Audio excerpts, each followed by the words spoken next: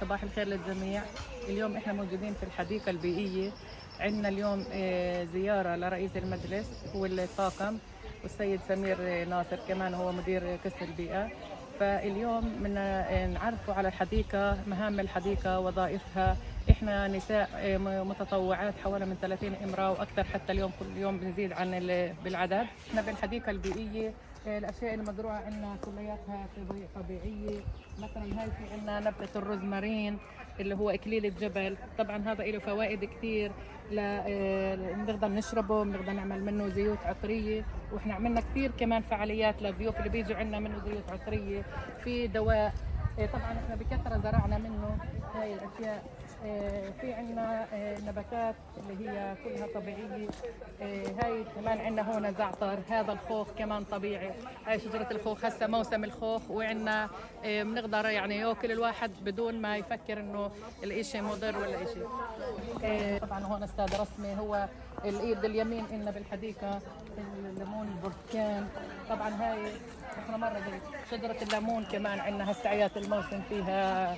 هاي الليمون الشهريه كل الوقت بكون فيها. هاي عندنا نبتة شجرة الخروب اللي هي طبعا صحية. هاي الخروب عندنا كمان هسه موسم الخروب، احنا بدنا نعمل منه رب الخروب اللي هو طبعا بكون فوائد كثير في للثة للأسنان. هيك أنا بسمع. كمان هاي استاذ رسمي بدنا نصوره، هو عندنا ايدنا اليمين بالحديقة، هو اللي قايم على مشروع الحديقة بكل مهامه. بالنسبة لنا طبعا احنا كل الأشجار مزروع عندنا عينات كل نوع، عشان يتعرفوا الضيوف اللي بيجوا عنا يتعرفوا عليهم. في حتى مش بس الصغار، حتى الكبار بيعرفوش. في عنا نباتات كنا نزرعها. هاي الزعتر عنا زرعناه وبنقطفه وبنعمل زعتر. عنا فرن وبنعمل منه الفعالية الزعتر للأولاد، بقطفوه بلقطوه وبنخبز وبنقعد نخبز احنا وياهم وباكلوا. الاشي بكون على الطبيعة.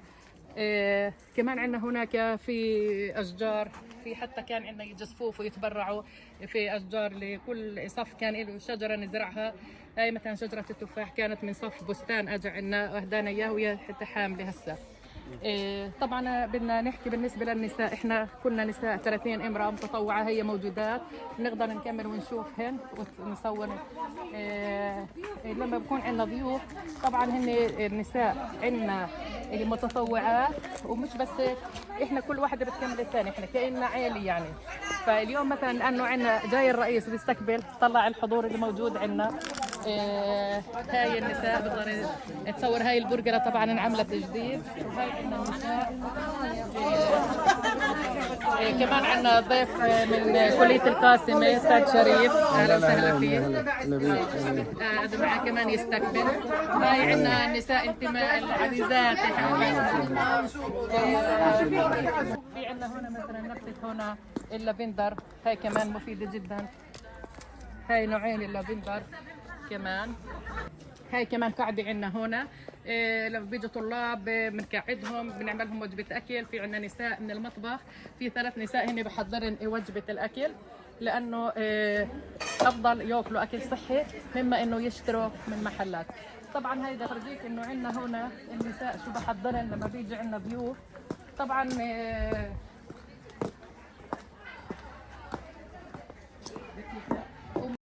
هاي الغرفة احنا هي من غرفة ومطبخ.